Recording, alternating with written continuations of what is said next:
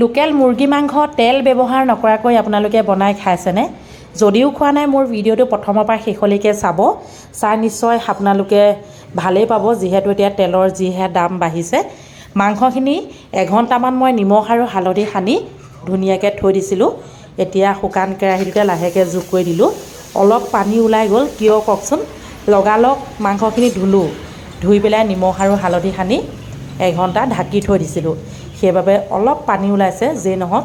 এতিয়া মই এই শুকান কেৰাহীটোতে খুব সুন্দৰকৈ ভাজি ল'ম। ইতিমধ্যে মোৰ কেৰাহীখন বেকা হৈ গ'ল, সেইবাবে কাপোৰ এখনে ধৰি লৈছোঁ। মানে কিচেনত আমাৰ কাপোৰ থাকেই আৰু সকলোৱে থাকে বাৰু, যেই নহওক আৰু আপোনালোকে চাই থাকক।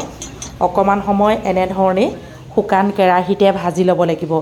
যদিহে কোনোবাই নতুনকৈ চাইছে তেওঁলোকক নমস্কাৰ জনালোঁ। লগতে মোৰ ভিডিঅ'সমূহ যদি চাই আপোনালোকৰ ভাল লাগিছে, লাইক কমেণ্ট কৰিব, ছাবস্ক্ৰাইব কৰিব। যদি ফেচবুকত চাইছে তেনেহ'লে লাহেকৈ ফ'ল' এটা কৰি থ'ব।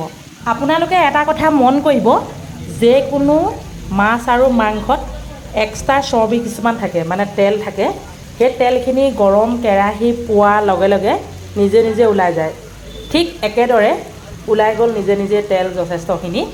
এতিয়া মই যিখিনি আদা, নহৰু, পিঁয়াজ মানে মিহি মিহিকৈ কাটি ৰাখিছিলোঁ সেইখিনি যোগ কৰি দিলোঁ। অৱশ্যে আমি যেতিয়া তেল দি পেলাই মাংস বনাওঁ, মানে বিশেষকৈ মুৰ্গী মাংস, বহুত আদা নহৰু যোগ কৰি দিওঁ। আজি কিন্তু মই বহুত বেছিকৈ যোগ কৰি দিয়া নাই, অলপ কম পৰিমাণে দিছোঁ, একেবাৰে তেল ব্যৱহাৰ কৰা নাই বাবে। মানে এটা খুন্দনাত পিচি লৈছোঁ আৰু এয়া আদা, নহৰু, পিঁয়াজ। বেলেগ মছলাত বহুত কিবাকিবি মই যোগ নকৰোঁ। সেইটো আগৰ ভিডিঅ'সমূহত আপোনালোকে নিশ্চয় লক্ষ্য কৰিছে। যে নহওক, এতিয়া খুব ধুনীয়াকৈ মিলাই দিম আৰু লগতে ভাজিম। মানে 10 মিনিটমান এনেধৰণে ভাজিব লাগিব। এটা কথা মন কৰকচোন, এতিয়া তেলৰ দাম বাঢ়িছে, লগতে তেলটো আমাৰ শৰীৰৰ বাবে বহুত অপকাৰী, সেইটো বহুতে জানে। তথাপিতো আমি খাওঁ, কিন্তু খাব নালাগে। পৰাপক্ষত এনেধৰণেহে আমি খাব লাগে। কিন্তু আমি বহুতে ভয় খাওঁ, তেল নিদিলে আকৌ কিবা গোন্ধাব নেকি বা খাই বেয়া লাগিব নেকি। একো বেয়া নালাগে। যিসকলে ভাবিছে তেনেকৈ তেওঁলোককহে কৈছোঁ। কিন্তু আজিকালি বহুত মানুহে সচেতন, তেওঁলোকে জানে যে তেল ব্যৱহাৰ নকৰিলেও কিছুমান মাছ মাংসই হওক বা চব্জিয়ে হওক খাই বহুত ভাল লাগে। এয়া চাওক, 10 মিনিটমান ভাজি দিয়াৰ লগে লগে মাংসখিনিৰ পৰা তেল ওলালে, নহৰু, আদা, পিঁয়াজ সেইখিনিও সুন্দৰকৈ গলি উঠিছে, নহয়নে বাৰু? লক্ষ্য কৰিছেনে আপোনালোকে? খুব গুৰুত্ব দি চাব, তেতিয়া আপোনালোকে বনালে খাবলৈ বেয়া নালাগে আৰু ফেমিলিৰ মাজত কোনেও গমেই নাপাব যে আপুনি তেল নিদিয়াকৈ বনাই দিলে। আৰু লগতে এই ভিডিঅ'টো আমাৰ গৃহিণীসকলৰ বাবে, যিহেতু মই নিজেও এগৰাকী হাউচৱাইফ, সেয়েহে হাউচৱাইফসকললৈ এনেধৰণে আগবঢ়াইছোঁ। আপোনালোকে চাব খুব গুৰুত্ব দি, আৰু লগতে কথাবিলাক মই সুন্দৰকৈ কৈ গৈছোঁ। গেছটো এতিয়া মই অলপ কমাই দিলোঁ, কিয় কওকচোন।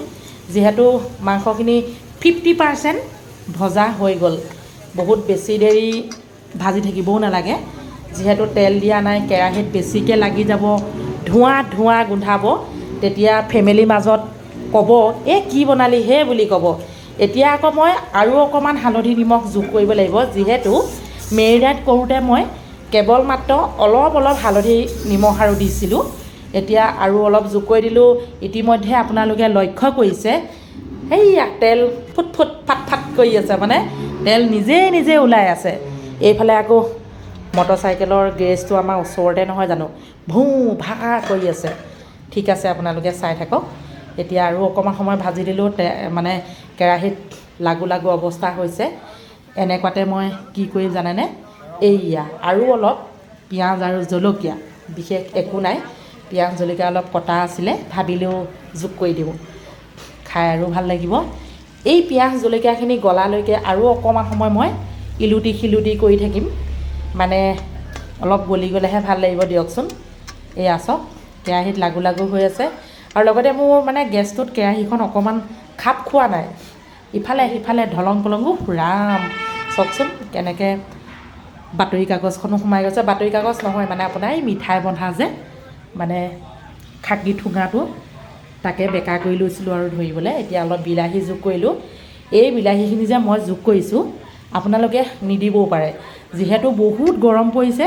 মই আকৌ মাছ মাংসত অকণমান টেঙা টেঙা হ'লেহে খাই ভাল পাওঁ, সেয়েহে দি দিলোঁ বাপেকে টেঙা টেঙা বিলাহী। আপোনালোকে বিলাহী যদি যোগ কৰিবলৈ নিবিচাৰে তেতিয়া নিদিলেও হ'ল, একো নাই, দিবও পাৰে। বিলাহী লোকেল বিলাহী হ'লে বেছি ভাল আৰু। এতিয়াতো কণ বিলাহী হোৱাহেঁতেন আৰু ভাল আছিলে। মোৰ মানে কণ বিলাহী নাই, সেইবাবে মই এই ডাঙৰ ডাঙৰ বিলাহী কেইটামান আছিলে মানে বজাৰৰ পৰা কিনি অনা আৰু দি দিলোঁ। আৰু 5 মিনিটমান ভজাৰ পাছত দেখিছোঁ বিলাহীও গলিছে আৰু নিজে নিজে অলপ মানে গ্ৰেভি কি বুলি ক'ব লাগিব, থুপথুপীয়া হৈ আহিছে। মইতো থুপথুপীয়া বুলিয়ে কওঁ আৰু কিছুমানে গ্ৰেভি বুলিও কয়। যিয়ে নহওক আচলতে গ্ৰেভি বুলি ক'লে চবেই বুজি পায়। এয়া চাওক ধুনীয়াকৈ ওলাই আহিছে, লগতে মাংসখিনিও সিজিবলৈ সুবিধা পাইছে।